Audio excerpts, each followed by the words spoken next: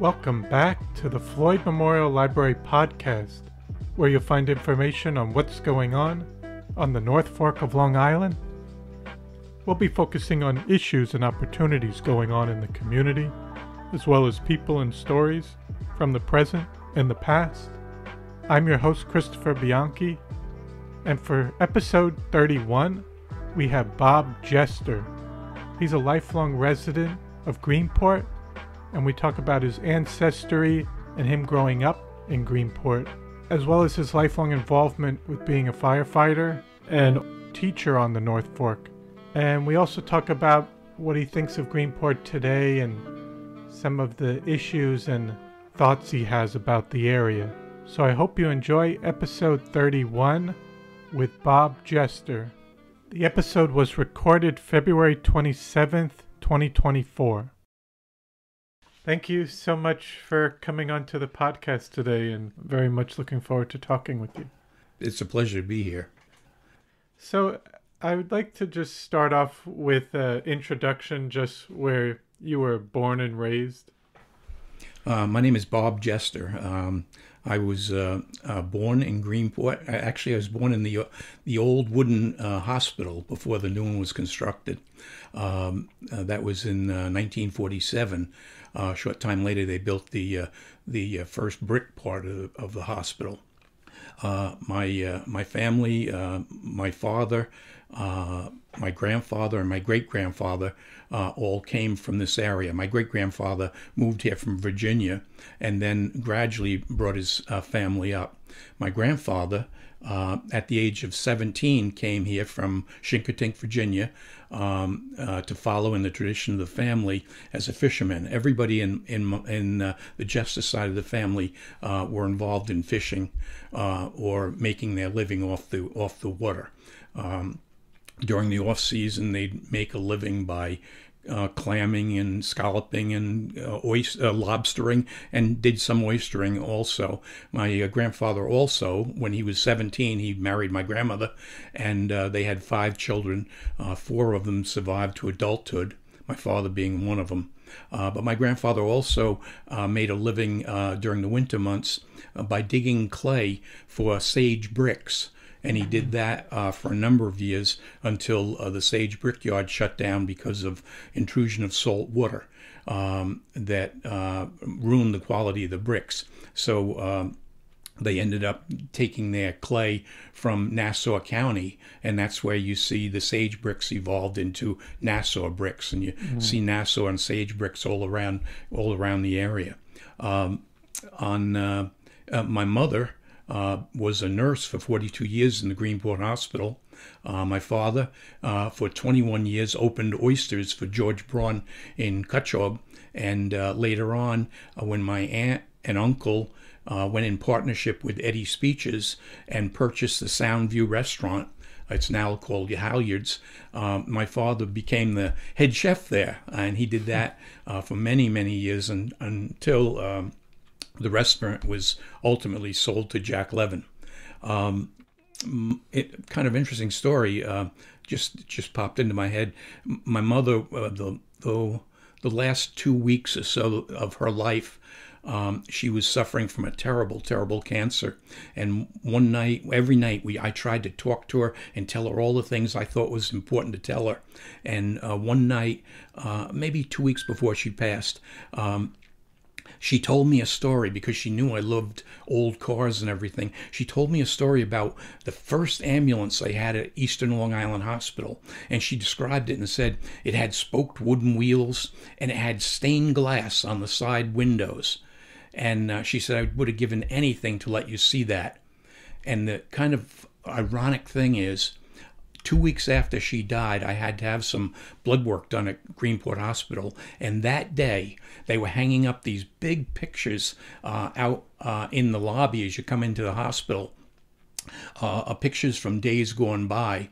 And there was one picture, the very first one you see when you come into the hospital. It's a picture of 2 nurses helping someone get into this ambulance with stained glass on the sides. And I said, Mom, I finally got a chance to see this car that you were talking about. And then I looked carefully and looked at the picture. And the nurse that was holding the door to bring the patient in was my mother. So now every time I go in the hospital, I look at that picture and, quietly say, hey, Mom, how you doing? Oh. But that was an interesting part to me. On the other side of my family, anyway, my mother was a Grattan. The Grattan name, when she was young, was known for being farmers. So we were basically farmers and fishermen. The Grattans now, if you go to Southold, they run so much. They're in the police industry. They're involved in the funeral home. They're involved in small engine repair shops and just about everything you can name in Southold. So it's a real common name. But that was my mother. So my mother and father were basically came from fishermen and farming stock. I remember when I was working with my grandfather on the boat. I worked with him for 2 years in the summer, just before college, and I remember. I know he wanted. I'm the only living Jester boy of his descent, and there are other Jesters, but I mean, I was his only grandson with the Jester name, and I knew he wanted. I think in his mind he wanted me to follow in his footsteps and make a living off the water. And after the 2 years working with my grandfather, it was obvious to me that other things were in my future. I really set college as a goal, and it's kind of interesting because I didn't know how my grandfather would ever take that, how he'd if it would upset him or not. But the night before I left for college, he kind of gave me an answer without really giving me an answer. He said, "Son, I've got 2 gifts for you, and I want you to take these. They're really important to me." And he handed me a silver dollar that was all beat up, and it was a 1923 silver dollar. And he said, "This silver dollar was carried by your father through all of World War II while he was stationed on a destroyer in the Pacific." And he said, "And so I feel it's a silver dollar of good luck." And he said, "As long as you hold the silver dollar, you'll never be broke." And the other gift he gave me was something that was so special to me. He had made it when he was a little boy, and it was a drop line. It was made of 4 sticks that he whittled out of wood. It had string around it. It had a lead weight on it and a little bobbin and a hook. And he said, "You take this and you take care of it, because as long as you have it, you'll never go hungry." Mm. And I thought about that a lot. I remember after we had children, we were down fishing on the dock down where basically where the carousel is now. There were old wooden docks there. And I was with my son, my oldest son now, who's all adult male and he's in his 50s already. But we were fishing on the dock, and a lady got off a very, very a beautiful boat. And she stepped on that thing that my grandfather had whittled, and she broke it. And I wanted to cry. But I didn't say anything. I didn't act upset. And she said, "Oh, I'm so sorry." And she walked away. And about 20 minutes later, she came back with a brand new one that she'd purchased over at Preston's.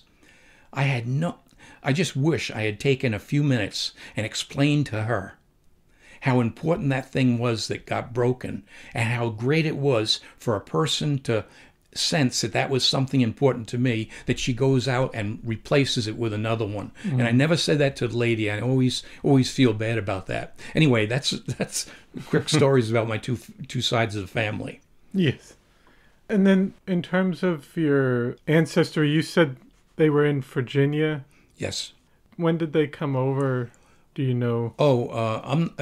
I know they moved up here when the fishing industry started to be impacted down there, and they were really following the fish, and they heard that there was better fishing condition up on the island here, and it certainly was.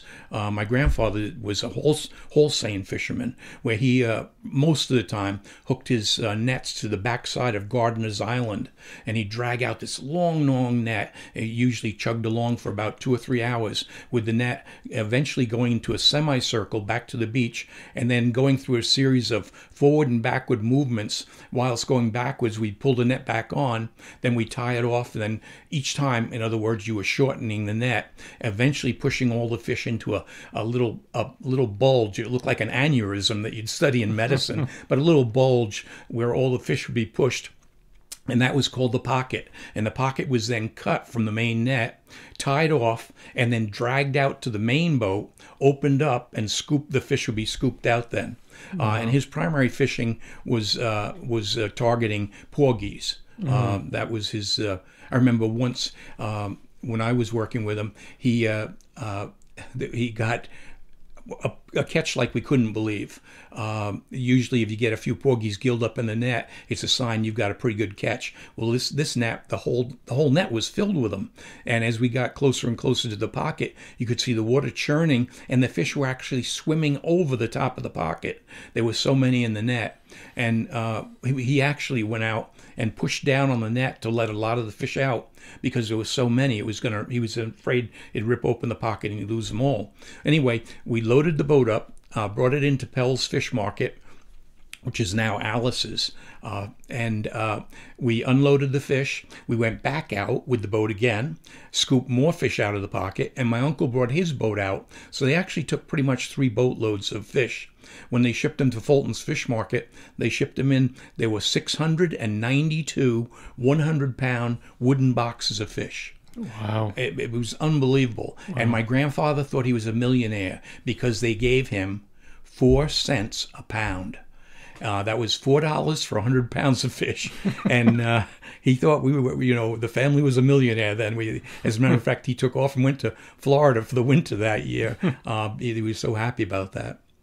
And did you say he worked for Sage? Oh, yes. In the wintertime, he often worked with Sage digging clay for their bricks. Yeah. Did he say what the experience was working for them, or? He didn't say too much about that. I just remember him saying, I did that until the salt water got into the water became brackish, and they could no longer harvest the clay. And how would he describe Greenport? When you think back on olden days, my wife said, I said to her the other night, I said, they asked me if I'd come into the library for some kind of interview. And I said, I don't know why they usually do that for old people. And all of a sudden I realized, oh my God, I'm the old person. I'm 76. They're trying to get some of this stuff before it forever goes away. And so I appreciate, just being able to share some of these things because I try to do it with my children, but I don't think.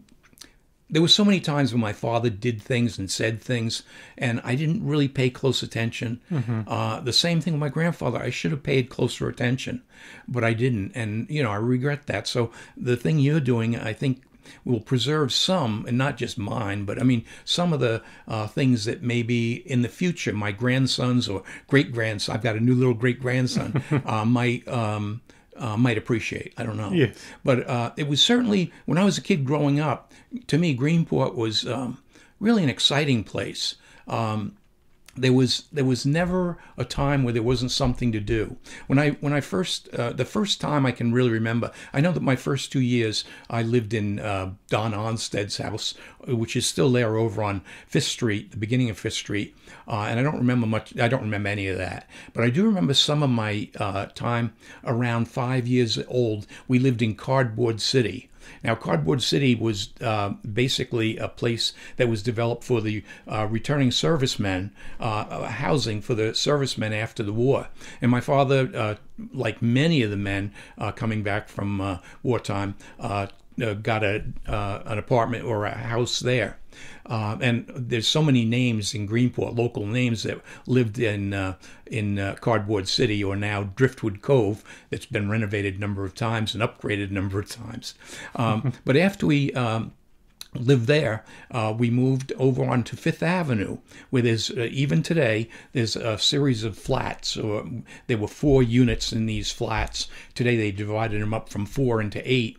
But we lived there for a number of years. I know right after we moved out of there, we moved 3 doors down because it's the first house that my family owned, and I think they paid something like $7,500 for it or something like that. But it's a little house right across from the Lutheran Church on Fifth Avenue. It's a little tiny green house, and that's where most of my my youth was spent. But I remember after we moved out of the flats, the family that moved in behind us were the Heaney's, Bernie Heaney and his wife Marie. Bernie just died a couple weeks ago, and what an interesting family they were. Bernie had 3 boys and 1 girl. The girl's name was Maria Teresa. He lost all 3 boys to 3 different situations. And how strong that family was, that they survived that. And every Sunday I would see him in church.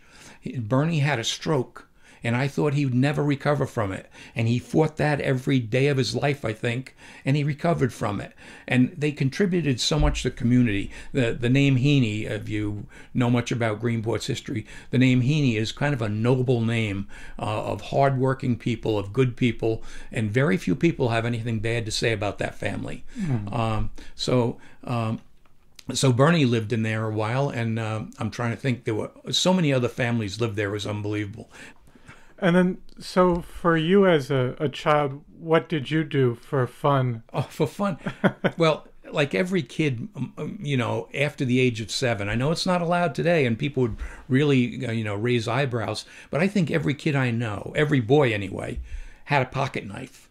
We all had pocket knives. We took them to school. I remember guys when I was in high school driving in with their shotgun on their, back window of their pickup truck. Talked to Ed King about that, and we laughed about it because now you'd probably be arrested. Same thing with the knives.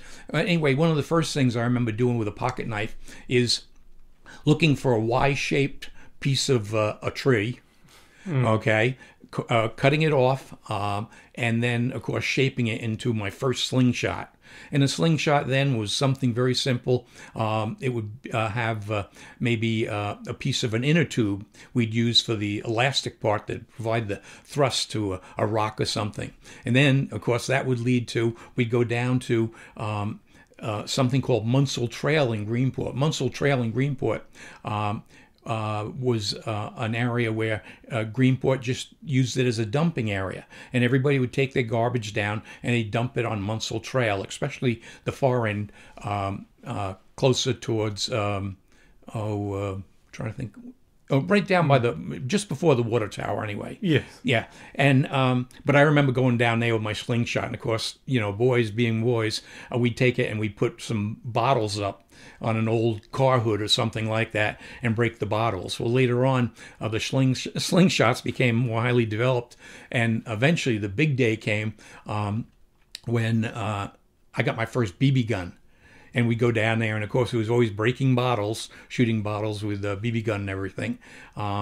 Now I think a lot of those type of things would be frowned on. And I know a couple of guys would occasionally see a rat or something. I don't think I ever saw them killing rats, but I know they stung them a few times with a stone or something like that. But it was always kind of that adventure. There was always something, it seems, to do. When I got older, the guys in the neighborhood, Mike Capuana, Ronnie Tyler, Edmund Tolliver, we call him Butchie Tolliver. His real name is Zelotus Tolliver, now a famous a classical singer that travels around the world.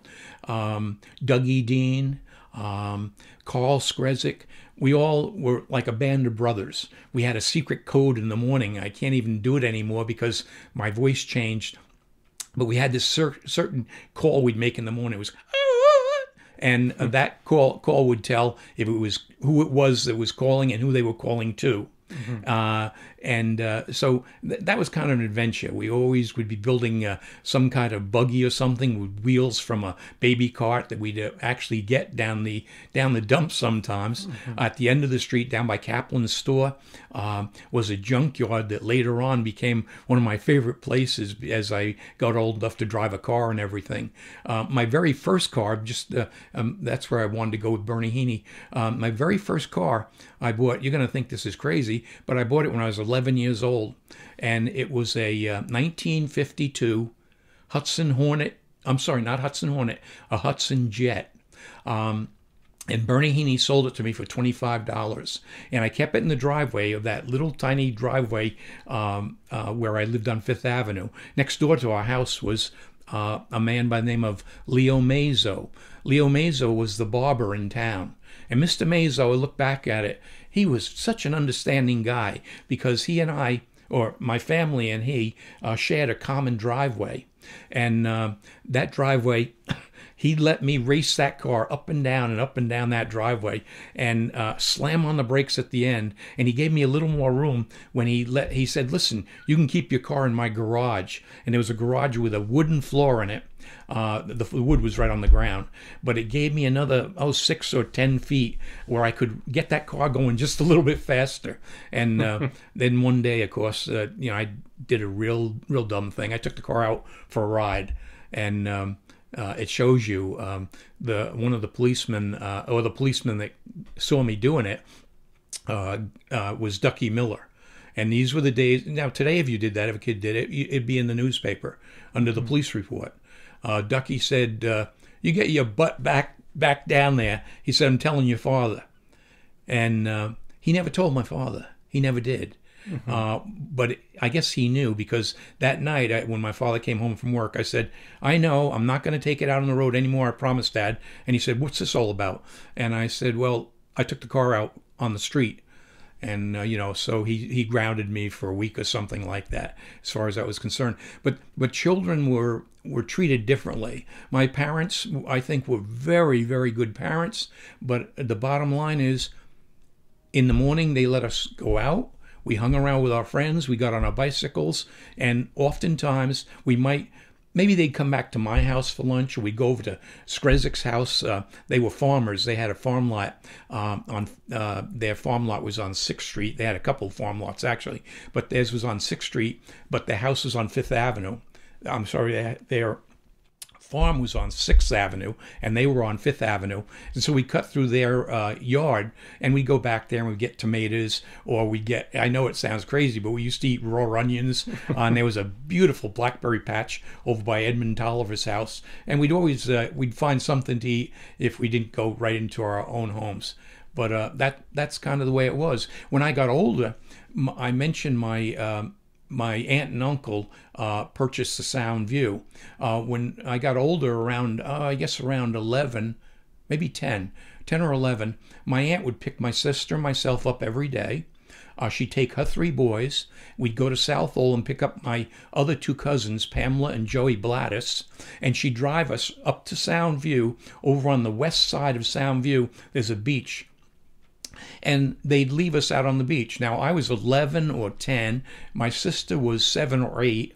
And I know my Aunt Gracie's youngest son was probably 4 or 5. And they'd leave us all alone on the beach. And we'd go swimming, and then we took care of each other. And then in about an hour or two afternoon, they had to wait till after the lunch rush was over. They'd come out and they'd bring us a giant tray of French fries and a hamburger for each one of us and something to drink every day. And I look back at that and I say, my God, what a childhood I had. It was always an adventure. I remember going out there with just not a snorkel, but just a mask over my face, and being able to catch lobsters around the rocks. Wow. We did that several times. And my uncle would give me a couple dollars for the lobster, because they had a giant tank of them they'd keep in the building outside of Sound View for their fresh lobsters. And so it was neat when you got a lobster or 2, because you'd make a couple dollars at it. So that was always an adventure also. But we had a very, very, very good, I think, childhood. And I hope that's not clouded through the fog of time. I think it really was a good childhood. We had a commitment to each other. I never, as a child, like when you talk about Edmund Tolliver, he was an African American, and I never saw him as anything different than Ronnie Tyler or Mike Capuana. We were all just a gang together. It was more like our gang comedy or something like that, because we were all together in it. And I think a lot of that's missing today. I think we isolate our kids in a lot of ways, and I don't mean purposely. Sometimes we isolate them through technology and everything. I just recently talked to my daughter because I noticed my two grandsons that live in Southold, who are 14 and 16 now, was spending some time that day on a phone. And I said, I hope they don't do a lot of that. And she said, oh, don't worry, they don't. You know, so that's a concern. I think it'd be a lot harder bringing a child up today than it was when I was being brought up. Anyway. Yes. I'm sorry, I get rolling definitely. along here and go off on tangents. No, it's I didn't good. mean to do that. No, I was just curious. You said you went swimming, and would you go fishing or would you go hang out by the railroad track? Oh, around here? Oh, Yeah. oh, all the time. As a matter of fact, I remember one day in October, I think it was October, we were snapper fishing down on the dock, and it was one of the only times I ever cut school. And I went with a couple of kids. When you wanted to go snapper fishing, you go over to the arcade, and for 25 cents for a short one or 50 cents for a long one, you could buy a bamboo pole. And we set that up with just a piece of line on it, a bobbin, a little tiny weight, and a fish hook. And we'd put some shiners on that, and we'd go snapper fishing. And it was interesting because one day, I think 3 of us decided we weren't going to school. And we had our own poles and everything, so we snuck down to the railroad dock, the old railroad dock, the one that was replaced by the one that's there now. But we were on the old railroad dock, and we look up and they go, "Oh man, here comes Mr. Creighton." Mr. Creighton was the truant officer, and we all got dragged by our ears kind of back to school, and I caught a little flack for that. But yeah, we'd go fishing when we could. When we were up at Sound View, we were just swimming. Yes. And we would actually catch lobster barehanded, underwater sometimes. But we'd see fish a lot of times when he was swimming around. But it was just for swimming, yeah. And, there were a couple minesweepers that where Sterling condos now are. Yes. They had sunk. And they were laying over on their sides. And I remember, going up on top of the cabin and diving off there. Wow. There was one guy, one of the Verities, I think it was, that used to take a cement block and jump off right where the old Booth house is. That would be where Sterling Avenue and Sterling Street come together. He'd jump off and walk underwater over to where the Marine Monument was on the other side, but he'd hold his breath and be able to walk underwater that far. I don't know why I'm telling these stories. Oh, They're just coming back to me. I like reliving childhood. Yeah. But and then I was curious in terms of also as a kid or even in your teenage years, did you have a favorite place, a store or restaurant that you would go to within the village? Or See, as kids, we never had to worry about something to do. Friday nights, we'd go to a movie. After the movie, everybody would either go across the street to Rouse's or down the street to the Paradise, which is now the Frisky Oyster.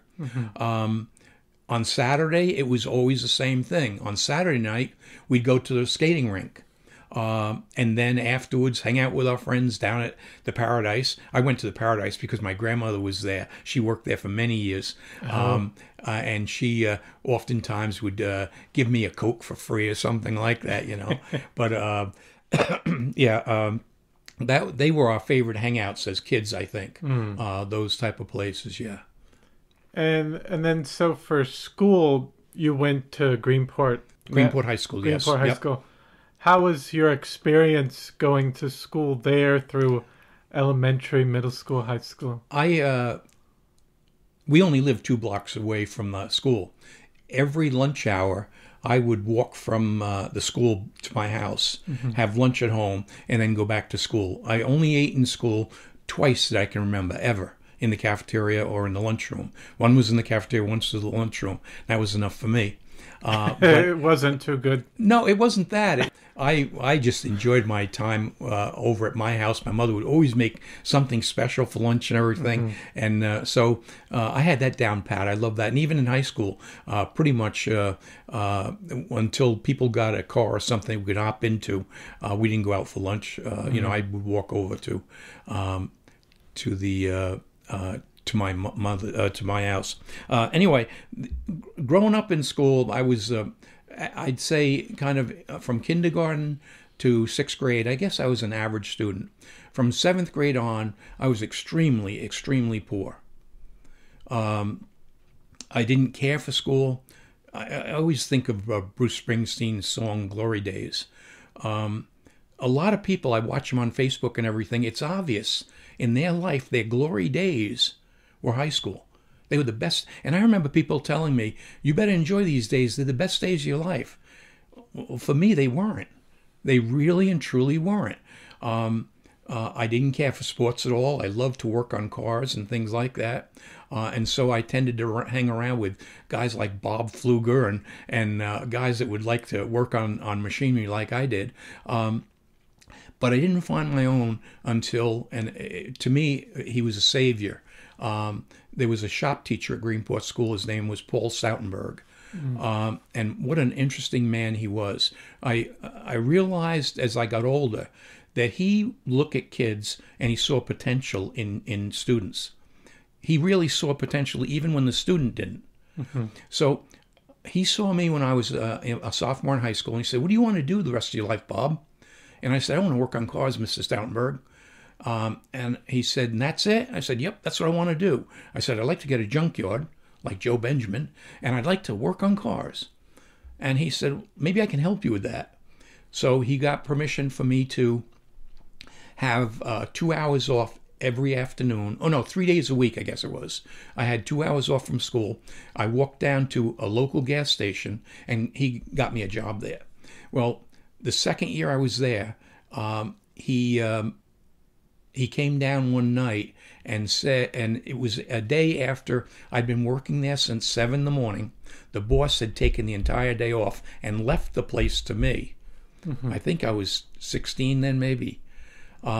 He left it to me. My knuckles were all bloody from working on engines. I had burnt my hand on somebody's exhaust when I was checking something.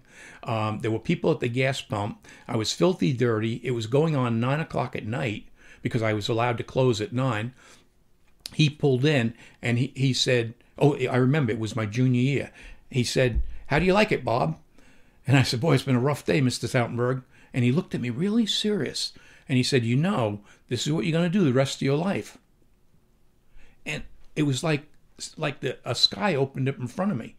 I said, "Mr. Stoutenberg, I don't want to do this the rest of my life." And then he got really serious. And he said, "Exactly. Now," he said, "the first day of school, you get in my office because I want to talk to you about something." Well, when school started that September, because this was actually, I think, early August, when it started in September, he sat down with me. And he said, "Bob, I got your transcript of your grades. They're not very good." He said, "What do you want to do?" And I said, "I'm not sure, Mr. Stoutenberg, but I know I don't want to do this the rest of my life." He said, "Okay, here's what we're going to do. We're going to get you to apply to a couple colleges under general studies." I applied. I got turned down to all of them. My grades, I only failed one subject ever in school, but all my grades were like 66, 69. I did absolutely the minimum that I had to do. And he said, "No problem. You didn't get accepted." He said, "We're going to get you. He said, you better tell me the truth. If you're serious about this, I'm going to get you an application. Go to Suffolk Community College." I went to Suffolk for 2 years, and I aced everything. I worked so hard. I didn't come home on the weekends. Sometimes I came home on the weekends, but I didn't come home every night. I rented a room right near the campus with 5 other guys. All of them came from Greenport. Bill Swisky, Bob Bakelar. I'm trying to think a couple of the other guys. But we all roomed. Bobby Deal, Larry Ryder. It was a great group. But anyway, I worked very seriously. They go home on the weekends and they go out at night and everything. I never did any of that. So I got on the dean's list at Suffolk, And I went and saw Mr. Stoutenberg, and he said, good. Now, he said, now you got to get serious. You're gonna transfer to a 4-year school and see what you want to do. And he said, don't worry, doors will open to you. Now, you have to realize, if anybody ever told me, up until I was a senior in high school, that I'd want to go into teaching, I would just die laughing. That's the last thing in the world I'd want to be. But anyway, what I did is I got accepted to several schools. I got a ticket for $25, where for 1 week you could go wherever wherever Trailways took you. And so I hopped on this bus, and I went up to Oneonta, where I was accepted there. And I really wanted to go, I thought, to Oneonta. Never having been there, but a couple good students, Barbara Copen and a few others from Greenport, went there and loved it. And I talked to them. They said, oh, come on there. And I really liked Oneonta. I got on the bus and I said, I'm going to go to one other place that I heard about, Geneseo. I went to Geneseo, and I remember calling my mother from Geneseo. I remember it was 50 cents to call then. But I called her up and I said, Mom, there's no doubt I want to go to Geneseo. And that's where I went. And it was the most fortunate thing for me. I graduated with high honors. And I fell in love with learning. But at the same time, I looked into teaching. I just looked into it. And they said, if you're going to think about teaching, you've got to get right out now and do student teaching. So I signed up for student teaching. I got assigned to a small school not far from Geneseo called Livonia Central. And again, fortunate for me, I had the most dynamic teacher as my lead teacher. On top of that, at Geneseo, I had 3 people that I'd consider my mentor. Along with Paul Stoutenberg, there were these 3 teachers that really guided me. And I'm just so fortunate to have met them. And I think about, the times if I could have gone to Oneonta, and I think about what would have been different in my life. I met my wife in Geneseo. We had 5 children, and none of that would have happened if I ended up at Oneonta or any other school, yes, or if I ended up in a junkyard, fixing cars. So I was fortunate. And so I guess what I'm trying to tell you is my years of teaching, I taught from 39 years, but my years of teaching, my strength was, number one, Suffolk and Geneseo gave me a tremendous background as far as my subject matter was concerned. I was really interested in biology. I took my master's degree, and I got my master's degree studying oyster histology, which was kind of interesting. But I had a good background as far as science was concerned. But when I got to Livonia, it was the first time where I talked to a kid that was almost my age. I was, I think, 19 or 20, and there were kids in the class that was 17. But I saw for the first time, as I explained something, a light go off in a kid's eyes. And that was, to me, more addictive than any drug could ever be. To see a kid that didn't understand something. To realize when I looked at kids that were bored, that was me. And I wanted to be their Paul Stoutenberg. The other teacher in Greenport School that just, he was my role model for being a teacher, was Herb Eggert. He was the most dynamic, the most fantastic math teacher. He was, of all the even college professors I ever had, there was no one that could compare to Herb.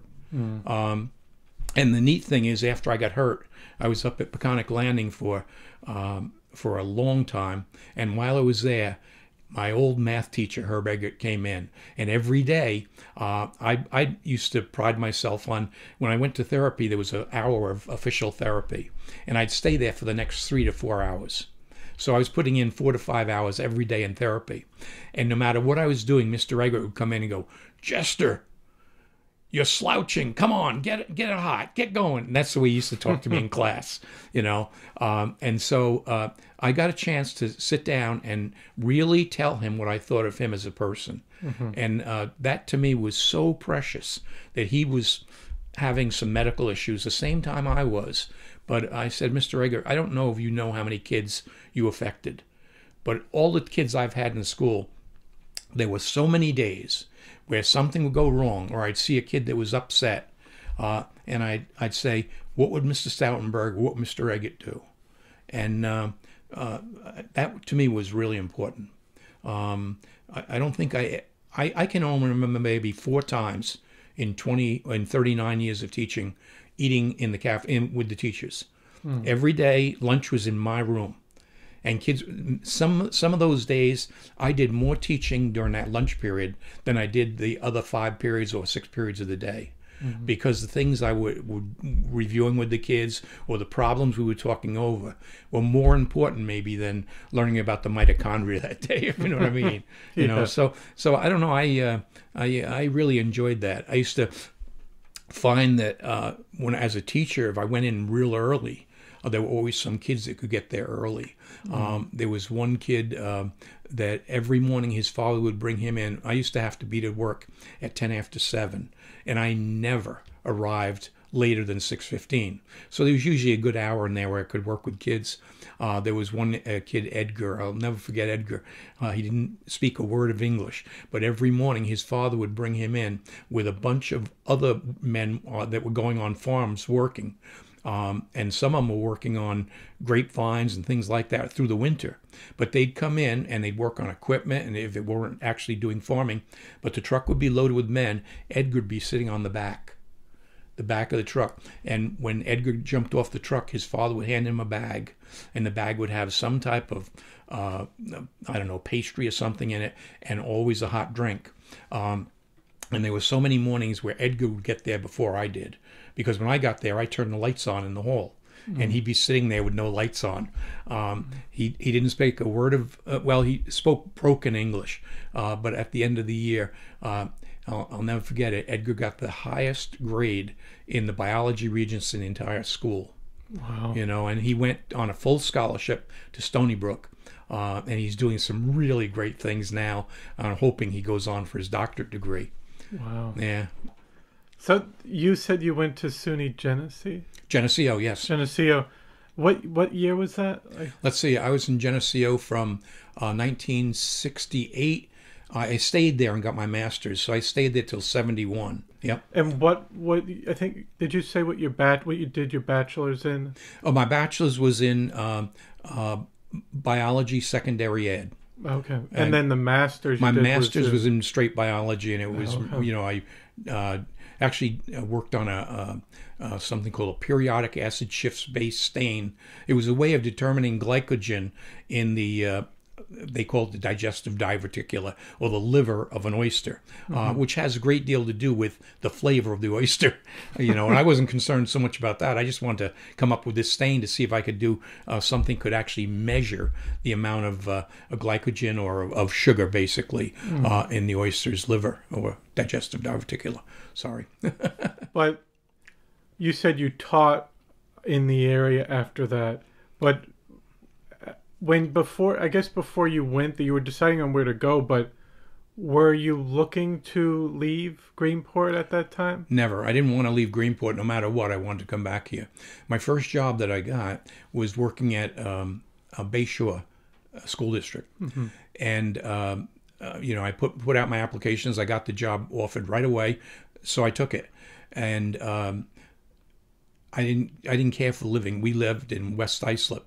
I taught there for 2 years and developed a good reputation with the administration.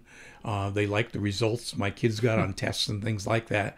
Some of them were a little upset by some of my techniques, and you know, things were a little bit off the wall, and I was a little bit of I didn't fit into the exact mold of an ideal teacher maybe, but they liked me in the district.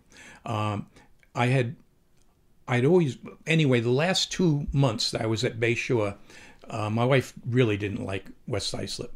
So I said, we're going back to Greenport, because I always knew we were going to end up in Greenport. I knew we would. So we rented an apartment on a farm here on the North Road in Greenport. And my first son was already born at that time, and my second one was also born in that, farmhouse apartment. But I drove from Greenport to Bay Shore every day. And it was obvious I didn't like that at all. So, and I didn't tell you this story, but I wanted to come back so bad. Every year, those first 2 years, I wrote an application out to Greenport, to Southold, and to Riverhead every year. And it was interesting because now my third year of teaching, I was going back to Bayshore, but my applications were out, or my request for an application, and I wrote a letter to Ken Ross. He was the superintendent in Riverhead, and I wrote it on pink paper. And I still remember how I started. I said, "Dear Mr. Ross, you received this letter now for 3 years. You're going to receive it for the next 33 years, or until I get a job at Riverhead, whichever comes first." Well, it just happened on something like August 1st. One of their teachers in Riverhead put in a request for a 1-year leave. He wanted to go to Maine to work at a school or to take a college class or something like that. And but he had a reason for leaving, and he was teaching biology. And Ken Ross told this story so many times when he would visit his mother in Greenport Hospital. And, of course, my mother was there, and he'd tell her the story about how he hired her son. And he said, this guy wrote this letter, and he said we had, and he wasn't exaggerating. He said we had over 300 applicants for that one job. Wow. And he said, how am I going to pick somebody? He said, I took that pink paper out. He said, this guy's written me this letter. We're going to get this letter for the next 33 years. He said, let's give him a shot. Without any interview at all, he asked me to come in and be interviewed by the principal at Greenport, at a Riverhead school, Nat Shaffron. Nat was impressed enough to take the chance to hire me. And it was interesting because I remember in June, Nat was most involved in quality education. I've never met an administrator. A lot of them talk that talk, but a lot of them are tied up with all kinds of other things now. Nat, his first concern was everybody needs a quality education. Everybody that comes through the doors going to get the best education I can be in charge of. And so at the end of the year, I'll never forget it, after the Regents exam was over, Nat made every teacher hand in the Regents to him personally. And you had to have them all tied in a bundle, and the top sheet had to, and you had to list all the kids' names. And so so I put them all in order, and he opens up the bundle and he said, let's see how things went. And he looked at the first paper, and I'll never forget it. It was an 89. And he turns to me and he said, you're pretty sharp. He said, you put the good grades on the top. And I looked at him and dead serious. And I'll never forget this conversation because he called me a couple weeks before he died. And he said, I remember that conversation so well. But I said, no, Mr. Shaffron. I put my grades in order, and I put the lowest on top. I had one kid that didn't get in the 90s. And from then on, no matter what I did, and that poor man put up with a lot with me. But no matter what I did, he supported me because he knew that I would give the kids the best education I could give them. And that's what made that classroom 224 so special to me. I had such a hard time leaving it when I retired. I just couldn't do it. You know, I couldn't. I've only been past the school once since I retired. I just can't even. You know, that was the most special place in the world to me. Forget Disney World and everything. It was 224 in Rivet High School. That was my most sacred or most exciting place. Yeah. And at that time, you had moved back to Greenport. Yes, but we moved back to Greenport up on the North Road. And then so the August 1st of the next year, I didn't have a job because I gave the job up at Bayshore. They had filled someone in. Riverhead was having C.J. Smith was coming back, and that day C.J. Smith called up and said, I'm giving you my 30 days notice. I'm not coming back. And he took a position, I think, maybe at a college teaching or something like that. So I get a call right away from Nat Shaffron, and he said, Bob, CJ's not coming back. Can you get here? and sign a contract with us? I said, I'll be there in a half hour. And a half hour later, I was there and signed the contract. And, never looked back because that was my home. Riverhead's How long did you work there? From what year? let's see, from 73 until 2010. Wow. Yeah. Wow. Yep.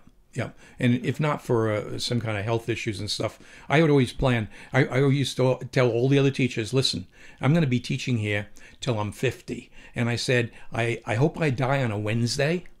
And on Friday, they hire some new guy. And the new guy's first words are, who is this Jester guy? That type of thing. I just want to be here and leave it a better place. Yes. But that didn't work out. I had some things happen that required that I really kind of give it up.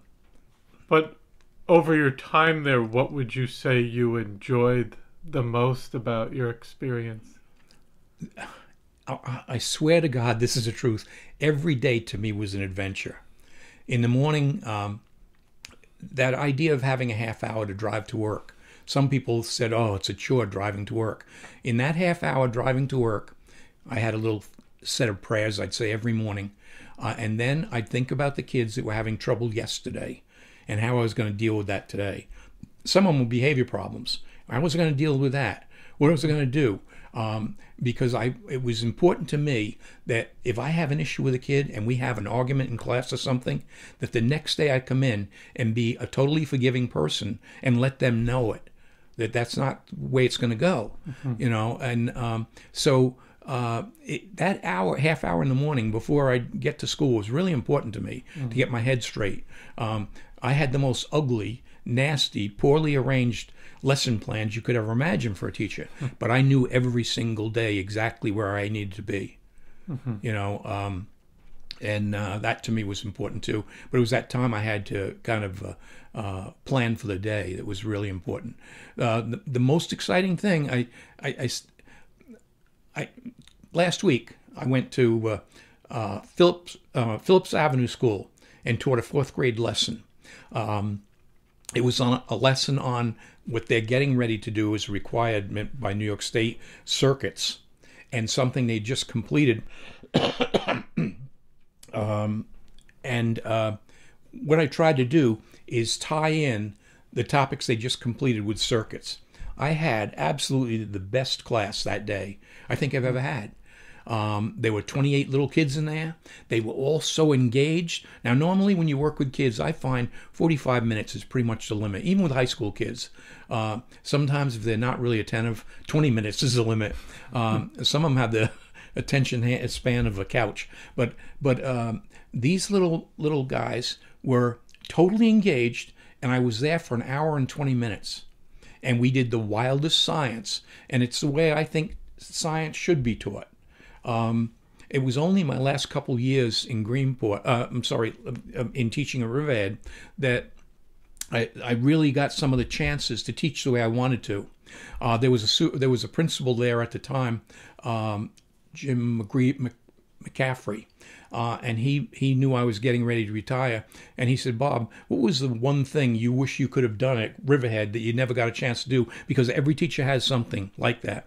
And I said, Mr. McCaffrey, I wish I had put together a research class, a class where I taught the way I really felt I should teach. And he said, okay, Bob, here's the deal. I want you to not retire. I'd already put my papers in. He said, I'll take care of it. Don't retire. He said, I'm going to let you set up a research class. They let me set a research class up. He said, the first goal this year, the first year, is I want your kids to win a local competition. We entered the Long Island Science Congress, and Edgar, that one kid I was talking about, won first place for 9th graders. Wow. Okay. Next year, he calls me down. He said, now, this is the second thing. I want you to enter some kind of national competition and at least get an honorable mention. We entered a competition, and the girl, Megan, received, I think, 2nd place in the competition. The third year, he wanted us to enter a major competition like Westinghouse, or something that would be really competitive and be nationwide. It happened that year was the year I developed some problems. I couldn't continue, and that was that. But in the meantime, we did things like one of the kids in class, my first year of teaching, I tried to keep the kids for 3 years if they were good. Only they had to get accepted every year. So if they weren't good, they didn't get into the second year or the third year of research. So the first year I said, I want you to do a research paper. I want you to research something. Well, one of the kids, Sean, I can't remember his name. I'll remember his last name. He researched down in Greenport. There's a guy by the name of Captain Dave Beerson that's running a boat that's run electrically, by electricity. He said, I want to research that. So he went to Dave and he asked him, can you give me the information on how much electricity you use, how much you have to spend to charge the batteries, and da-da-da-da-da. And he wrote a paper up on it. The second year in my class, he said, I want to get that boat run on solar panels. And so this sounds kind of crazy, but he started researching that. He found out that if we could put solar panels on the dock, he would need the equivalent of $10,000 worth of solar panels. Well, I'm going to cut this really short, okay? But the bottom line is a company, E2, learned that he was doing this experiment, and they said, listen, we'll put the panels up for $4,000. We're just charging you for the materials. Well, a whole bunch of things happened. First of all, we had to go to Greenport Village and get permission to have this net metering in Greenport because that wasn't allowed at the time. And we went through all kinds of things. And the kids in the research class, they did so much research. I gave them 10 questions I thought they should be able to answer. And I based it all on what I thought Bill Twisky would ask.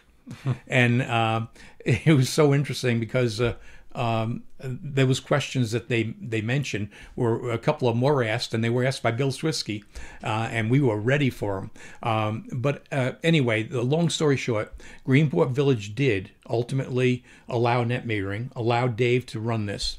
To get Preston's to buy in, what we did is we wanted to hook it up so when Dave wasn't using electricity, Preston's could use electricity.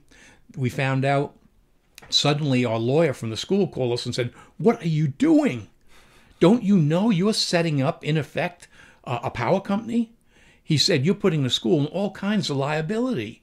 So we ended up getting the Marine organization in town to accept the donation of the panels, and then they donated it to Preston's to be put on top. We had to have engineers come. The kids arranged all this. We got engineers come to show that structurally this could happen and that it would be done properly as far as codes go and everything. And then we got a kicker. Some parents said at a school board meeting in Riverhead, how can you do this? You're taking our kids, they're working down in Greenport to help out some guy that's going to get his electricity for free now. You're basically supporting a company. Do you have any buy-in or any commitment to him? And I said, no, he's just a friend of mine. I've known him for a long while. I used to teach some lessons as a volunteer. I never got a penny from him down on the dock when he was running these tours for kids. Anyway, they said, well, this isn't right. So Dave steps up and he said, here's what we're going to do. We're going to take the meter readings. We're going to figure out how much electricity I'm saving, how much money I'm saving, and that amount of money I donate to the Riverhead Scholarship Fund every year. Mm-hmm. So we got everybody to buy in, and it was great because those panels are still working. Mm-hmm. Right before I got sick or before I had to give up teaching, I got a letter from Popular Mechanics. They wanted to do an article on Dave. See, Dave was way ahead of the wave. Now, alternative energy, solar panels, and things like that are all the rage right now. And Dave was so far ahead of it, it's unbelievable. Mm-hmm. So, but see, the kids learned so much from that. It wasn't just science. It wasn't just research. They learned how to deal with the public. Mm-hmm. I remember Sean went on in college and he wrote a grant because we were writing grants at the same time. We were trying to get grants for those solar panels. But he wrote a grant in college where the grant was accepted to something like $50,000. And he said, I got that ability because I took that research course. Mm-hmm. So that to me is the way really, everything should be taught. But you have to be committed to it. Mm-hmm. The number of You cannot believe the number of evenings where parents would come in, where I'd have kids in the research class upstairs. The parents would bring in pizzas, or they'd bring in their dinners. I remember one night we were finishing up a grant the kids were writing, and it was 10 o'clock at night. And the father came in and said, "You got to stop this," at 10 o'clock at night. And it seemed like it was still 2 in the afternoon because we were so excited about what we were doing. So that's the way teaching should be. That's the thrill. I'm sorry, I didn't even get off the topic of teaching. But so we were living up the North Road. We had 2 kids, and we ended up moving a little further into town. We found a house for sale, and it was ideal, an older house. And we had the next 3 children were all girls, but we had them there. One of them was actually born in the house. We decided to have her at home. Wow. my second youngest one, Allie, but the other 2 were born in hospitals. Okay. Yeah. And then just with your teaching with school, I was just curious over your time there, what you thought, any big changes that stood out in terms of the way things were being taught, because I know the computers came in later and then the cell phones came in later, but because I'm just curious, because some people would say in terms of education and public schooling, has there been a decline or has there been improvements? And also for how hard it might be for teachers to work, and depending on the classroom size and stuff like that. Exactly. I'm curious what you thought over your time there. Did you see some improvements, or did you start seeing some? I saw some things slipping. Mm-hmm. And I think the slipping came when they decided everybody was going to be taking basically the same coursework. Where if you're in a Regents program, you're taking a Regents exam. What happened because of that is the demand of the Regents became less and less, and there's no doubt about that. No one can argue that. And to justify it, I'll tell you this story real quickly. In those last couple of years I was teaching, they basically did away with biology, and they put in a new program called Living Environment. Living Environment teaches genetic engineering, but they never teach about dehydration, synthesis, and hydrolysis, how you build a protein. So the kids, basically I felt that the Living Environment is building a house with sand for a foundation. They don't offer the foundation they're supposed to, I think. And to make my point, a lot of people would say, well, the Living Environment targets things in different ways. They give credit in different ways. I understand that. But the bottom line is I took my 3 best students in Living Environment, the last year I was teaching there, who ultimately, when they took the Regents exam, all of them got in the 90s on the Living Environment. Mm-hmm. But a week before they took their Living Environment exam, I gave them an old biology test. Out of the 3 people, the highest any one of them got on the biology test was a 58, which speaks volumes to things being different.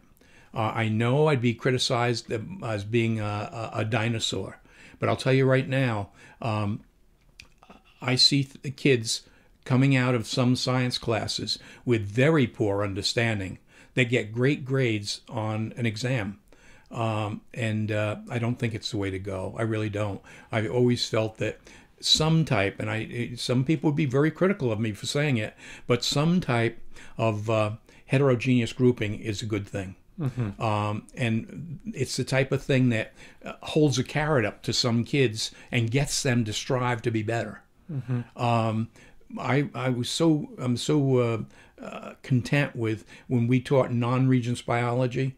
Every year that I taught honors biology, I asked them to make sure they gave me at least one non-Regents with that, because I wanted to always stay humble. But the number of kids that took non-Regents, they still got a good biology education, but it was more focused on specific topics than all the luxuries of maybe the details of the Krebs cycle or something like that. But I do feel the criteria has been watered down, and to the detriment of when you had a Regents diploma from New York State, New York State and California, that was the important thing when you applied for college. It doesn't mean the same anymore. It just doesn't. It's very, yeah, like you said, it's more watered down and just, yeah. You'd say they let people slide a little bit more in terms of not really doing the work as much. And you think about a class where you've got five students that really aren't interested, and you've got five others that are really, really want to learn. It can't be the same class. It's not the same class. The teacher can't go at that speed. If there's disruption, if there are kids that consistently don't do their homework. In all my years teaching, I can remember maybe 20 times where a kid came to me and didn't have their homework in a Regents program. Mm-hmm. When I was finishing up my last year teaching living environment, I hardly gave homework at all because you couldn't. Nobody would do it. I was talking with the AP teacher just recently, and I said, Chris, do you still give them that big assignment over the summer if they're going to take AP the following September? He said, oh, no. They won't do anything. They won't read one of those books. This isn't an AP program. So what's happened is everything shifted down, and that to me is disturbing. Mm-hmm. Okay, it really is. And I don't want to go overboard and shift it all up, and make it more and more complex. What I know this is going to sound strange, maybe coming from a teacher. What I think is happening is kids aren't being asked to really use their imagination. One of the strongest points I had, I used to have, I do a lesson on, let's say, peristalsis, where stuff is forced through your intestines. And I tell the kids, I'd stretch an invisible balloon in front of them. And I'd say, you see this balloon? And the kids go, no. And I said, I didn't think so. Only a real good scientist can see this balloon. And suddenly someone would say, oh, I see it. I said, okay, good. And I'd go, John, what color is this balloon that you see? He'd say, blue. I said, right, John. And then, anybody else see it? And a couple would raise their hand, Anyway, make a long story short, I take this magic balloon that only certain good students can see, and I'd have them all in the front row, all of them grab a hold of this long, thin balloon. And I said, now, this is a magic balloon. And I cut one end of it with magic scissors. I know this is hard when we're on a radio or, talking and not showing them what we're doing. But, and on the other end, I'd take a glob of Jell-O and put in the other end. And then when I point my fingers to the people all along the row, I'd have them squeeze the balloon, and I'd say, where does the Jell-O come out? And it'd come out at the far end. Now, things like that made them use their imagination. I found if they use their imagination, they remember it. Mm. Okay? And that's a real important thing. I know I kidded around with kids an awful lot in school and everything, but sometimes you have to laugh or you'll cry sometimes, Yeah. Some things are so hard for kids to understand and to learn. So I just think that kids are getting everything dumped into them with technology. Yes. You could ask a kid to recite any poem they've learned. Okay? Most of them have no poems that they've ever learned. Mm-hmm. And people would say, well, why would you learn a poem when you can just say, show me Thanatopsis by William Cullen Bryant. Thanatopsis by William Cullen Bryant. One of the other great teachers I had was a man by the name of Mr. Gildersleeve. He was an English teacher in high school. He gave our class an assignment one night. He said, I want you to go home and memorize this short poem, Thanatopsis. Mm-hmm. Okay? So we go home, and of course, I just dogged it. I think the only lines I remembered the next day when I came into class was, so live. I can't remember the rest of it.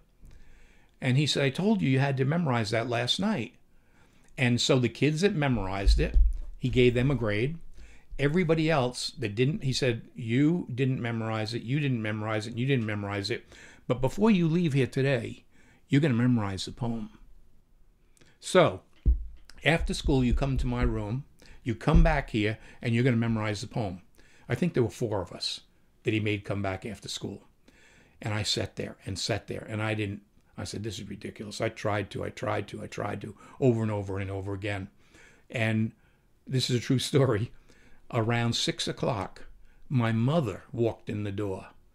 She was looking for me, and someone told her that I had to stay after school.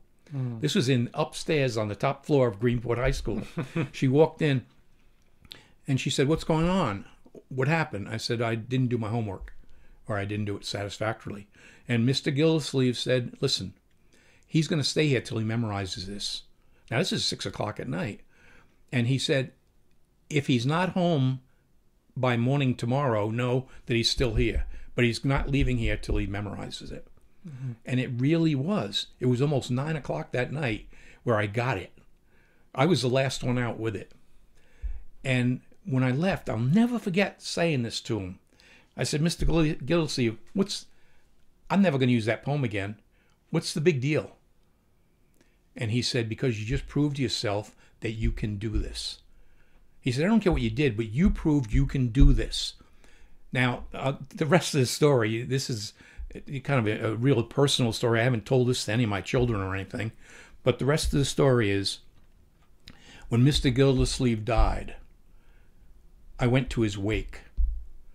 And he was waked in Cutchogue at the funeral home that the Hepners had. Hepners were also my students, both of them. But and I'll never forget it. If you know Thanatopsis is a story about death. And without any prompting or anything, I went up to the casket and I said, "So live, that when thy summons comes to join the innumerable caravan where ye shall travel." I went and said the whole poem to him. And for that time, that made sense to me, why I learned it. I really learned it as a teacher because it showed me I could learn something. But after all those years, it was still in my head. Wow. And the struggle to really learn something. And that is what I think we're missing in education. Mm-hmm. That kids are not struggling to learn something. If they need something, they'll just type it and find it online. My wife often talks to them about the card cataloging at college. When you had to write a paper. Now my grandkids, they need to write a paper. They get these topics and they take this material. And it's just so quick. It's unbelievable. And the ability to really learn very little from it.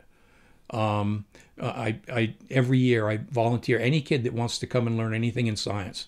So if anyone hears this, I'll volunteer to teach anybody anything I have that I can offer in science. But it always gets really busy a couple weeks before Regents exams. And the number of kids that have learned just surface facts and don't know things deeply is really a concern to me. Yes. Yeah. Definitely something I've even noticed. Just even attention spans have declined. And oh, definitely. Through, I would say through technology and how we're using the technology, it's getting implemented more into classes, but I don't know if it's done in the correct way. Right? Yeah. I don't want to use it as a babysitting technique, and that worries me. Yes. During the year, I'd have 3 movies I'd show every year because I thought they were excellent. But I would never, turn to that as a teaching tool. Mm-hmm. They were things I couldn't do in class at the time. But I think we're missing the boat in a lot of ways. I think we're overusing that. And then I guess we can switch to, you also got involved with the Greenport Fire Department? Oh, yeah. I joined the fire department when I was 18. Wow. And yeah, it's interesting. It was 1965. And I remember putting my application in. I put it in August 1965 because in August I turned 18. And when I put my application in, there was about a 3-year wait to get into any of the companies in Greenport. They were all filled, oftentimes with multi-generations. My father was in the fire company. In 1965, it's really interesting, there was another man that applied the same time. Some of you might know him, Kayla Langone. He ultimately ended up the chief of the Greenport Fire Department. But Kayla and I were pretty good friends. And he said, "Bob, we're not going to get into it 20." He said, well, it was interesting because in September of that year, 3 members of the Hook and Ladder died. Mm-hmm. So they had 3 openings. and our applications were in. So in just a little over a month, Kayla and I were members of the Hook and Ladder. Wow. Okay. Now I stayed Hook and Ladder member even when I went off to college. When I went to Suffolk, I was still home on weekends and holidays and things like that. The same thing with Geneseo. I kept my membership.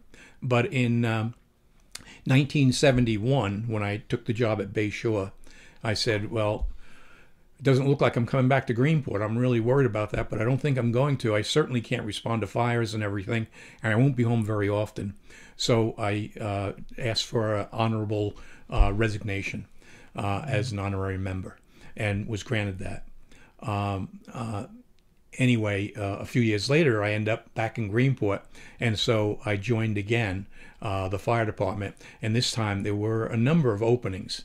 So I decided to join the company that my father was in, the Saw Hose Company, and I remained there until today. I'm still a member. Wow. It's an interesting organization. It's a good organization. They do so much for the community. People have no idea what a volunteer fire department does in terms of taking care of the equipment with such pride, in terms of I just think look in the newspaper sometime at things like blood drives, at dinners to raise money to help somebody in need, things like that.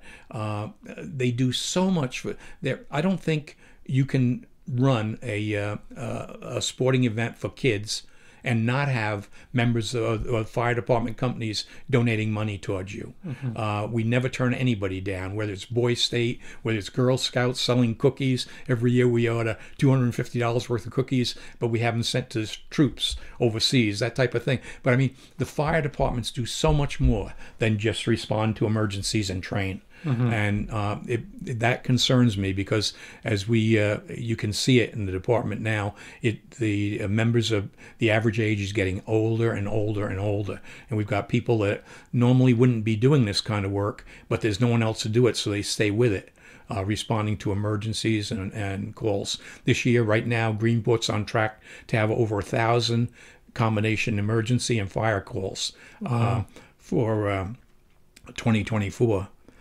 So it's demanding. The people in the rescue squad are to me like angels, because the simplest call, just a transport to the hospital or anything, still requires at least an hour out of everybody's day.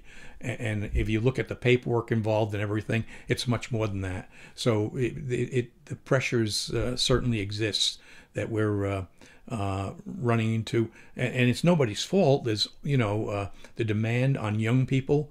You can't buy a house. You can't even rent a house without having 2 jobs, if you're lucky, even with 2 jobs. So that concerns me a great deal, what's happening to the department. I'd hate it to become a paid business. But I'm afraid we're heading in that direction, and the taxpayers have no idea the expense involved in that. Yes. So. But you worked as a volunteer firefighter before you left, and when you came back from Bay Shore? Yes. Okay. Yep. And I mean, you don't have to get into specific stories, but I guess did you have any specific events that stood out to you that were? Sure.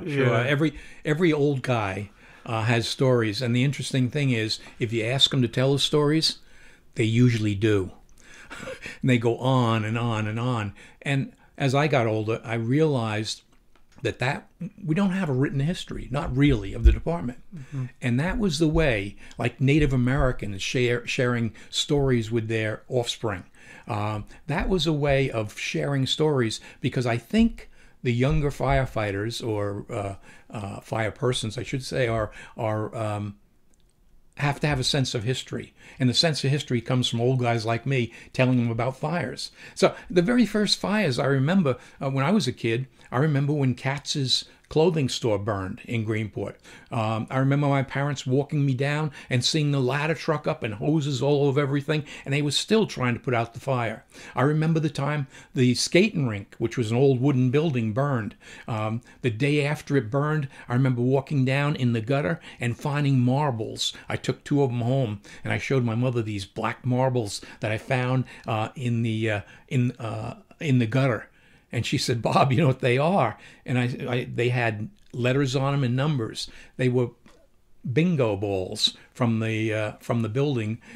During the fire. They in some way got thrown out of the building or out in the gutter. I held on to those for the longest time. Marbles were a favorite sport of young children in school, and the type of marbles that you possessed indicated how good of a shooter you were. And I always remember that in elementary school. There was always outside, which were at that time was the kindergarten window, there were always these little holes dug in the ground where after school or at lunchtime you were going to go out and shoot marbles, and if you were a good shot you had the best marbles. But yes, there, and you know, as an older guy, I remember hopping in the truck going to Skip Clark and Ray McKeegan. Ray McKeegan's very first fire was this night that Mitchell's caught on fire. And all three of us, we jumped on the truck. We took it with three of us on the truck. And we knew the minute we pulled out of the building, the smoke was already around the firehouse, but the sky was red. And we got down to where Mr. Roberts is now, and all you saw were flames. And we went down there. I'll never forget it. We hooked up to the hydrant that's right in front of the drugstore, and we started putting water on the fire with three of us. And Halsey Staples was the chief at that time, and he came on the radio. He said, first truck on the scene, go overboard, which means, you know, you're going to draft, you're going to use salt water, because we knew. Well, bottom line is, I said, Halsey, we're at the hydrant, we're pumping water now. He said, well, stay the heck where you are. Next truck in, go overboard. And they certainly did, you know. And we were still pumping water the next morning, where I had to go off to work. I remember that night where Ray McKeegan, he was his first big fire. He was standing there holding a hose, and the whole front of the building came down right around him, so that they actually had to move bricks away from his feet. And just before the building came down, he said, we can save it, like that. He was really optimistic, you know. Wow. And then when the building came down, we were laughing, and we shouldn't have, because he was banged up pretty bad by some of the falling bricks and everything. Never admitted it, but I found his helmet later on, and it attested to what had hit his head. But his next words were, well, we'll save that part of the building. And we did save the meeting rooms on the other side eventually. But I remember that fire. I remember the fire downtown where all the stores burnt just to the north of White's Hardware Store, right across the street from Claudio's, where it went from one building to another, and our truck was located out of the action in the back, but we were pumping water well over 24 hours. And then anybody that's in the fire department, anyone was in the fire department on June 11th, 77. Remembers that day when we lost 2 firefighters, and that'll forever be imprinted in the history of the department and in the memory of the people that were there. You know, you do. I remember seeing the first person ever, you know, that was burnt to death in a fire and everything, and you never forget those things. But yeah. Anyway, yeah, there are sad times too. But yes, the department is just a good organization. Yes, I just hope that some young people can find their way to join it. If not when they're young, a little bit later, maybe even in life. There's always a job for somebody, you know. Yes. Always, yeah. Definitely. Yeah. And also, just kind of what your thoughts are growing up in Greenport, and kind of how it has changed over time. What do you think of Greenport today and how it has changed? I remember the first time my wife visited Greenport. She grew up in up in Attica, New York, and later on in Lockport. So it was the first time ever coming to the island. And we came through the village, and she was here for maybe 4 or 5 hours, and we were sitting down having dinner at my mother's house. And she said, I hate to tell you this, but this town isn't much. She said, there's so many stores closed. Everything's peeling paint. She said, maybe it was different when you were a kid, and that's what you remember. And it was the first time anyone ever told me that, you know, there was something not ideal about Greenport. I look at Greenport and I think about the people that have walked the streets of Greenport. Think about how much they must have planned. You think about a village like Greenport. It had its own electric department. It could generate its own electricity. Mm-hmm. It had its own sewer department. It had its own water department. It had its own hospital. It had a school. It had 2 hardware stores. People might think, what's the big deal about hardware stores? Hardware stores are where you really, if in that time, really depend on getting things that you need to keep things running, keep things going. It had 2 hardware stores. It had Preston's. It had a marine supply area at the ice plant in Greenport. They had roads set up in such a way that if you came down Main Street, if you came down First Street, or you came down 3rd Street, you could get to the village real quickly and get out of the village real quickly. Now we have to have all kinds of stop signs and everything for a reason, because there's much more traffic and everything. But I just think about the people that set up something like the road department. We had our own fire department. We had our own police department. We had the fishermen and the farmers that fed us. My God, everybody centered around that. We were totally self-sufficient. Greenport, not Southold, not Mattituck, not Cutchogue, but we were. Mm-hmm. And I think about the people, the names that, of people that to me were brilliant, like Munsell, who knew everything about electricity and, how we were going to run the power department in town. They knew everything about how we were going to get rid of waste materials. By the way, a couple neat jobs I had. I worked for the village a few years. One of the jobs I had was working in the sewer plant. And my favorite time of the year was when all the sewage, they put all the sludge and everything in this giant greenhouse, and it got so hot in there, and the windows were open on the top, so it evaporated out all the water, and all the rest of the material would be in the bottom, all dried and hard and caked up. And my job that summer was to wheel sludge for a month.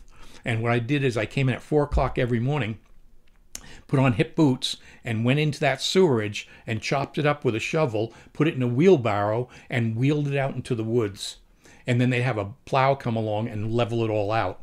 And that's how they disposed of the sludge at that time. Now there's you never get away with anything like that. I still remember in the summertime, these giant tomato plants would grow out of it because people eating raw tomatoes, and the seeds would go through the alimentary canal and pass through and be growing in the sludge. And these gigantic tomatoes, because they're growing on pure fertilizer, Yes. And later on, there were stories that someone apparently had flushed some other type of plants down the toilet when the police came or something, and they had these giant marijuana plants growing in the sludge. Oh. But they did away with all that.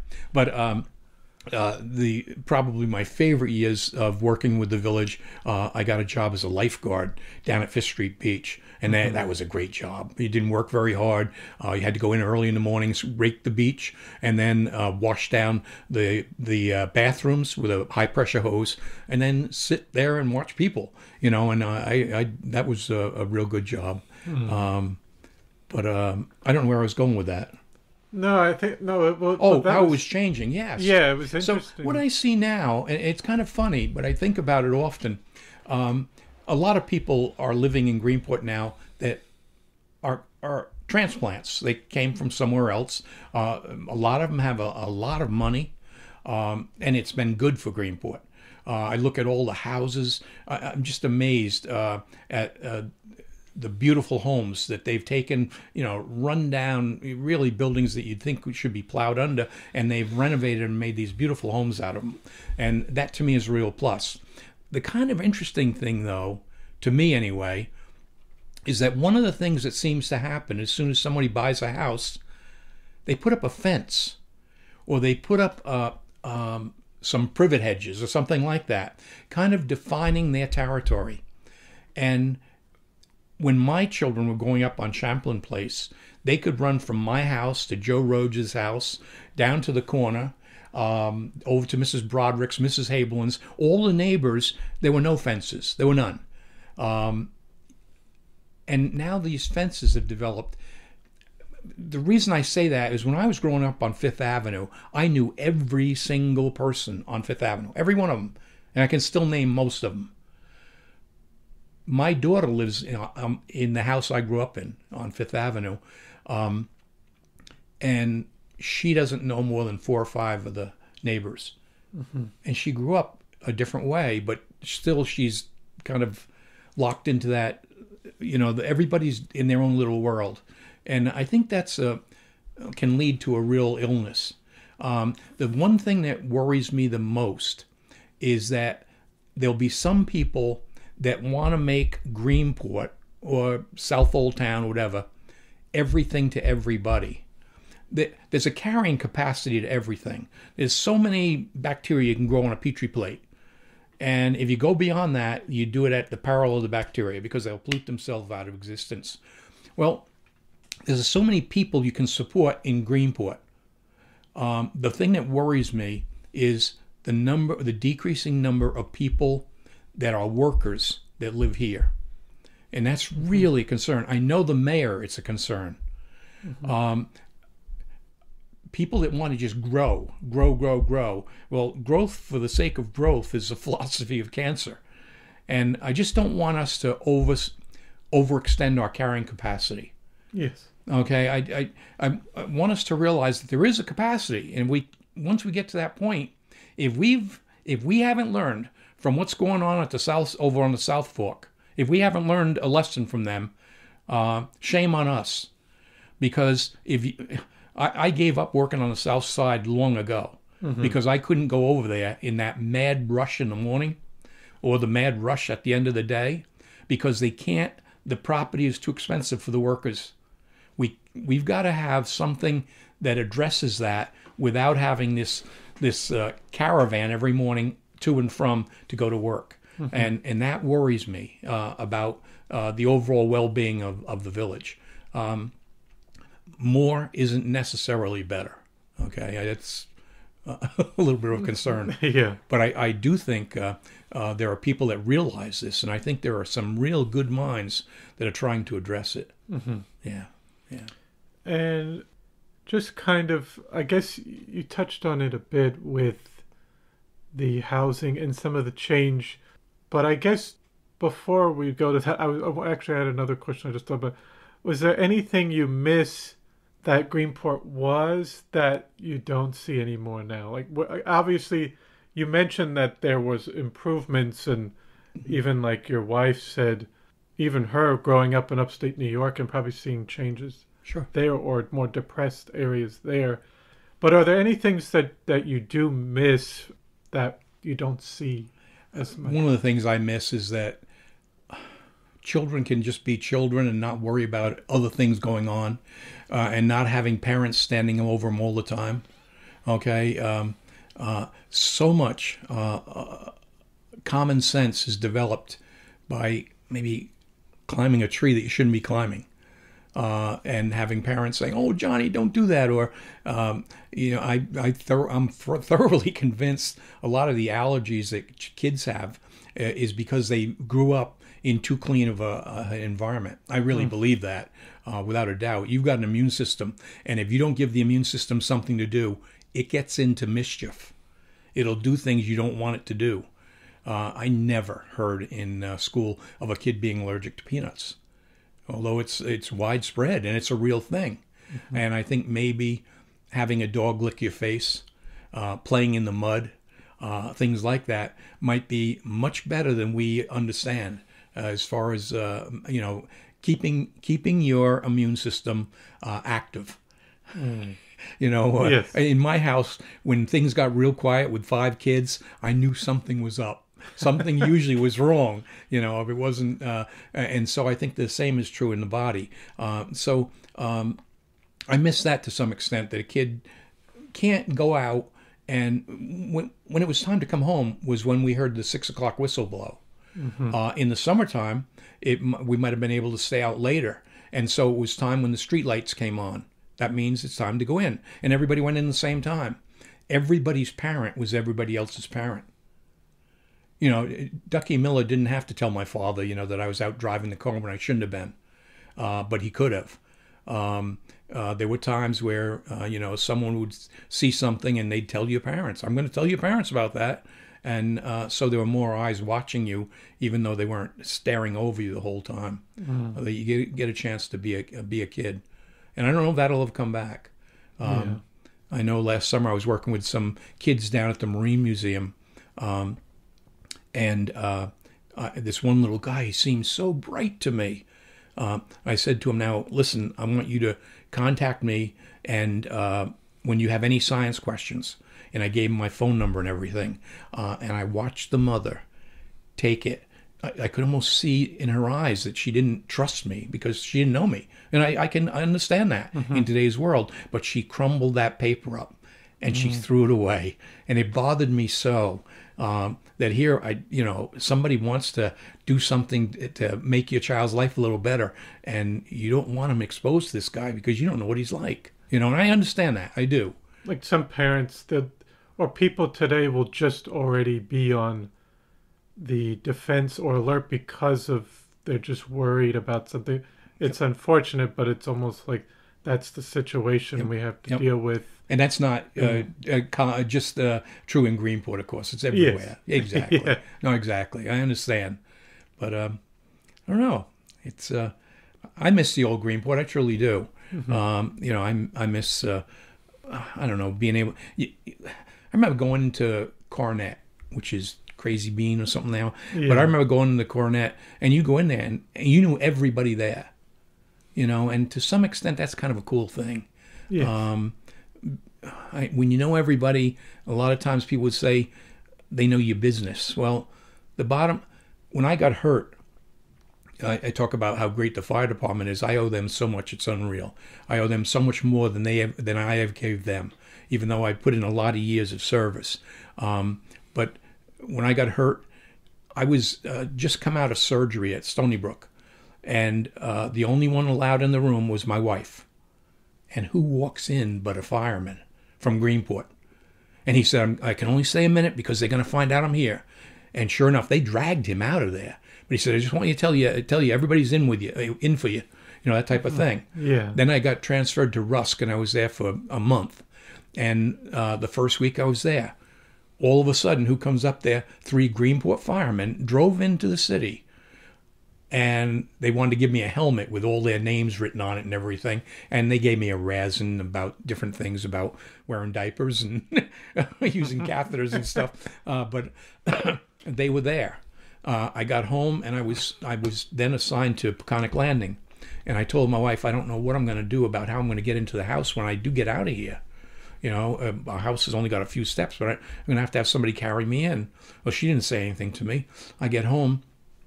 She opens the garage door, and here in the garage is this gigantic ramp going up one side of the garage, across the back, and right into the kitchen. It's from the fire department. They paid for everything.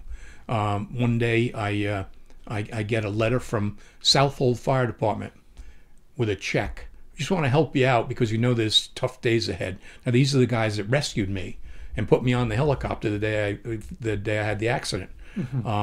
And here they're giving me money, that type of thing. Greenport Fire Department. Then one day they called me up and said, they gave me some reason. We're going to... we're having some children over that need some information on the history of the fire department. Can you come over? I said, yeah, sure. So we get in the car. I go over there, and because it was a real project getting into the car, you had to disassemble the wheels and everything, I get over the firehouse, and there's cars all over everything. So what's going on? They've got training today. I missed it.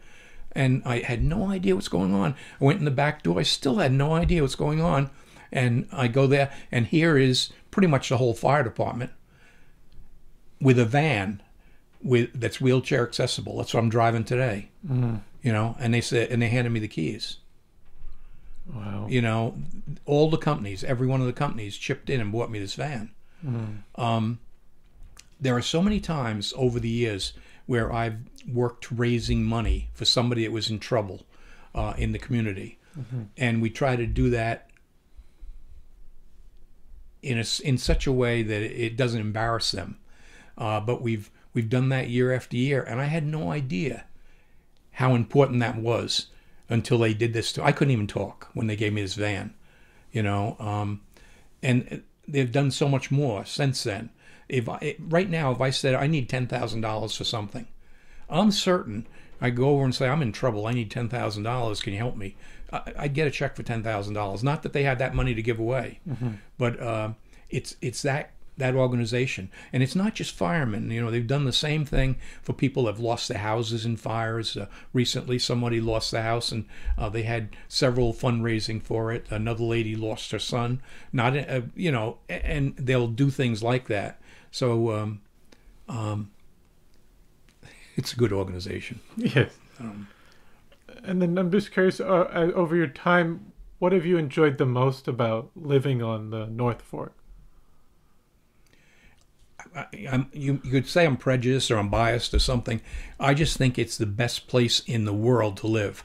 The number of people that come here and tell me, they've traveled all over the world and think it's just a fantastic place. We have good weather. We have moderate weather as far as heavy snowfall and great fluctuations in temperature. We still have a good agricultural base, although it's more trees and shrubs are being planted, grapevines and things like that. When they first came along, I said they're going to destroy the potato industry. Well, God, I'd much rather have grapes growing than another housing development. Or big box shopping center. Exactly. So we're on the same wavelength with that. So there's a certain quality of life that still exists out here. There are times where I lock my car, but very rarely. And I don't want to say that so somebody comes and breaks in my car. But I don't ever remember locking a door when I was a kid, ever. Just the way it was. And that's with a shotgun in your back window. You didn't lock the door still, when you were at the parking lot at school. So things have changed. Some for the better, some not. And that's the way of life. I just hope we keep going in the right direction. And just kind of thinking down the line, what do you hope for the future of Greenport, maybe 10, 20 years from now? I hope we address the needs of having workers live here. I hope we address that in some way and be creative in doing so. I also hope we take down some of the fences, both the literal fences and the figurative fences in the community. I've never tutored so many Hispanic students in my life as I have in the last 5 years. And these kids come to me and they want to learn. And so I accept them with open arms. So I hope that continues. It's not going to be the same community, that's for certain. It's never, yeah. But it might be in a lot of ways the community of the future. It might be a better community. We've got some good leadership right now, I think, and I'm optimistic that'll keep going. Yeah. And I usually ask it to everyone if there's anything else you would like to discuss that we haven't covered, because I know we kind of probably skipped over something. It's great. I don't mind. I just one thing I'd like to just put a poke in for. Over the years, I'm going back to the fire department again. In the 50s and early 60s, a group of members of the fire department saw a need for a rescue squad. See, when I was a kid, if you needed an ambulance, you called Dave DeFriest, the undertaker up in Southold. And he had an ambulance, but if he didn't get you with the ambulance, he'd get you with the hearse eventually, Dave used to kid around about that. But that's how you got to the hospital. Then came along Alex Georgie and Pete de Blasio and a few guys like that. They said, we need a rescue squad. And they formed the rescue squad. That was a big deal in the fire department. A short time later, they said, well, a rescue squad isn't doing us very much good if we don't get the people out of a wrecked car quick enough. They'll die because cars are going faster and faster, and there's more and more cars around, and people are dying in the wreckage. So what do? The fire department formed a heavy rescue team. And if you drive over to station number 2, you'll see a heavy rescue truck, 8315. You'll see that truck. It's got fitted with every kind of device, every kind of equipment you can imagine to cut a person out of a car quickly. But what you don't see are the people in that house that have been trained to do it effectively. And the training goes on constantly, just constantly. Now a group of firefighters in Greenport have seen another step, I think, that's going to have an effect on the evolution of the fire department. And that is, for the last 17 years, we've been running an old boat that we call a rescue boat. We don't really have a squad or anything like that. Over the last 3 years, a group of firefighters said we need much more than this. The boat is broken down. As a matter of fact, when they 3 years ago, it had been on dry dock for 2 years, broken down. We couldn't get parts to repair it, and they said it's outlived its usefulness. So this group of firefighters said we need to get a real rescue boat, a real fire rescue boat, a boat that is basically a fire truck. In other words, we could take this boat and pump to a major fire, pump right to a truck or pump right to a deck gun on the new ladder truck or something like that. So what they did is they wrote for a federal grant. And our congressman at that time was Lee Zeldin. And he said, if you want this grant, you need 3 things. Number 1, you have to form a real squad. Number 2, you have to show that this organization is going to do something that's going to affect more than just Greenport. And number 3, you have to show the community supports it. It took us 2 years to form a squad. That's no small undertaking. It means we had to change the bylaws of the department. We had to get all the companies to buy into it and all the members. And that was quite an undertaking. We formed a rescue squad. Just to let you know, at present there are 34 members of the squad. It's really, really active. The second thing we needed to show it would be involved in a wider area than just Greenport.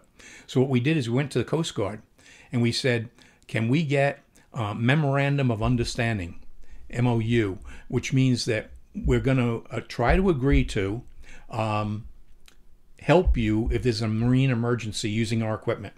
And they said, sure, but you can only get it if you go through the training, the Coast Guard training, because you have to respond using our criteria for response. So we've got 13 members that went through all the training, took the hands-on, the practical and everything on the water, and we received the MOA, Memorandum of Agreement.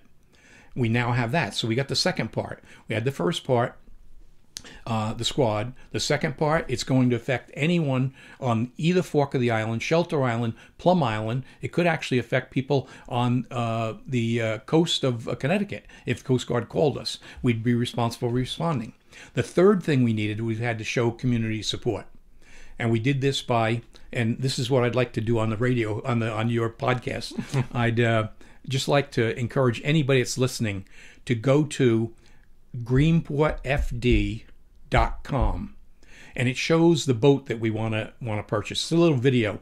It was put together by a man that did it totally for free in town here. It was another guy that's just a godsend in this community, Bob McGinnis. If anybody knows Bob, he did this entirely on his own dime, but he put this together, and we submitted the whole thing. We submitted it on time.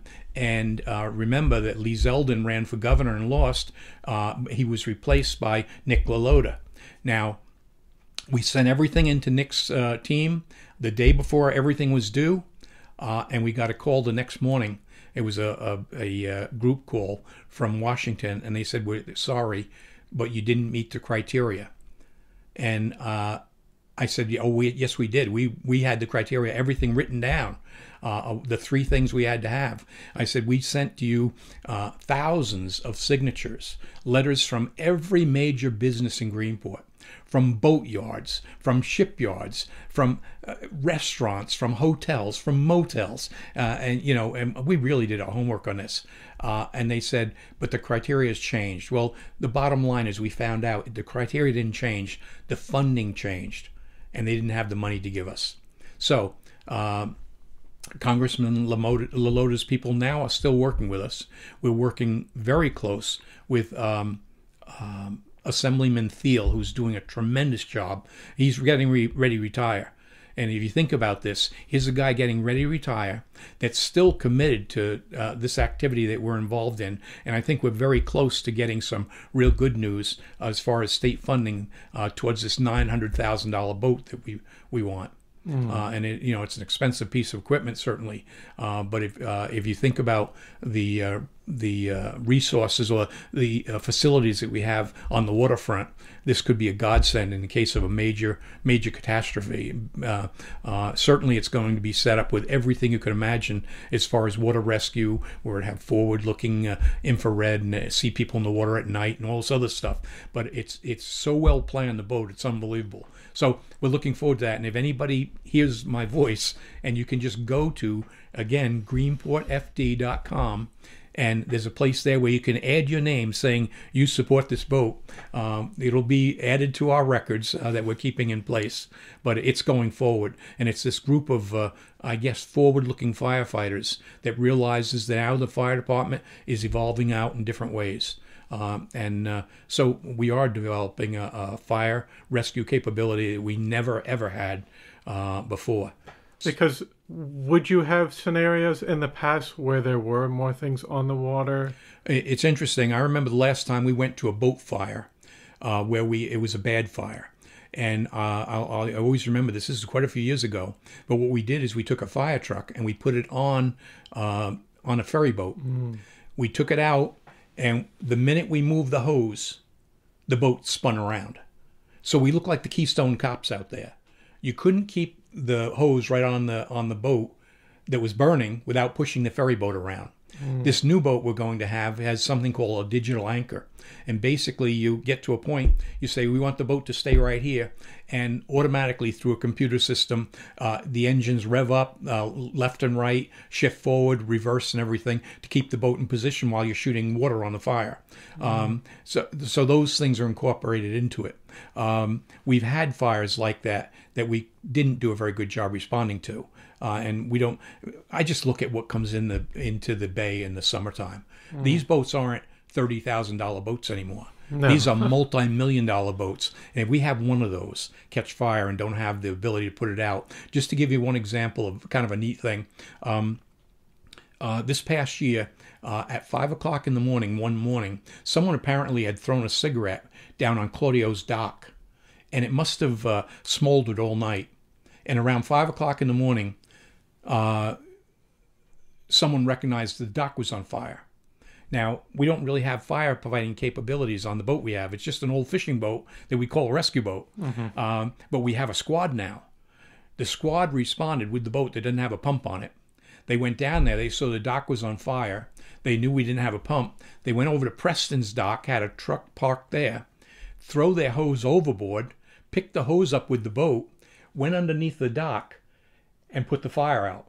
Now, this was a fire chief and a group of firefighters that were really pretty creative in fighting the fire. But, if we had a regular fireboat, we would have pulled up, put it out, and that would have been the end of it. But we put the fire out. Since then, the people from Claudio's have been fantastic, saying this could have been such a mess for the economy of Greenport had that dock with the building on it burned. It'd affect all the buildings down there, all the businesses down there that next year if that part of the building was gone. So we've had things that are early warnings. See, I'm not. I don't see the future, but I'll tell you right now, it doesn't take a rocket scientist to know there is going to come a time where there's a major disaster on the water or on the waterfront, and the firemen know we have to be ready for that. And we have an obligation to do that. So that's what we're doing. That's what this group is doing. Yes. Yeah. So I call them forward-looking firefighters. They really are, They're in the same tradition as the guys that were designing Greenport Village, the same tradition of the guys that designed the rescue squad and the heavy rescue and all that other stuff. They're working in the same vein. So it's kind of a cool thing. Definitely. Yeah. So they're not standing still. They're evolving. Slow, yes. But they're evolving. I want to thank you so much for coming on today and telling your story. Oh, that's great. Thank you. Your involvement, especially as a teacher and your love for teaching, and also as a firefighter and your service to the community. Oh, thank you. So thank you. I appreciate it. Well, I hope you enjoyed, episode 31 with Bob Jester. I want to thank you for listening to the Floyd Memorial Library podcast, and we'll see you next time.